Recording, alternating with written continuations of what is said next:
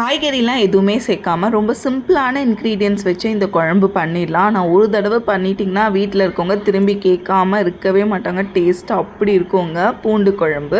இதுக்கு பேன் வச்சுக்கோங்க. 2 table spoon நல்லெண்ணெய், 1 ஸ்பூன் கடுகு, 1 ஸ்பூன் மிளகு, 1/2 ஸ்பூன் வெந்தயம் சேர்த்து பொரிஞ்சோடனே கொஞ்சமாக கருவேப்பிலை சேர்த்துக்கோங்க. அதுவும் பொரிஞ்சோடனே 25 பல்லளவுக்கு பூண்டு சேர்த்து நல்லா பொன்னிறமாக வருங்க.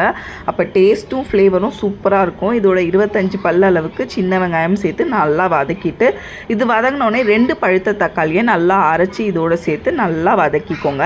இது வதங்கினோடனே 1/2 ஸ்பூன் மஞ்சப்பொடி, 2 டேபிள் ஸ்பூன் அளவுக்கு குழம்பு மிளகா பொடி சேர்த்துக்கோங்க. உப்பு தேவைக்கேற்ப சேர்த்துட்டு நல்லா எண்ணெய் பிரிய வதக்கிக்கோங்க. நல்லா வதங்கினோடனே லெமன் சைஸ் புளியை நல்லா கரைச்சி 1 கப் அளவுக்கு சேர்த்துக்கிறேன்.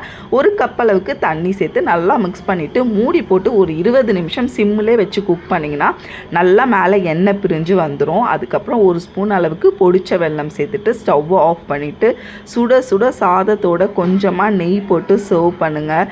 இதோட டேஸ்ட்டை அடிச்சுக்கவே முடியாது. டேஸ்ட்டு அப்படி இருக்கும்.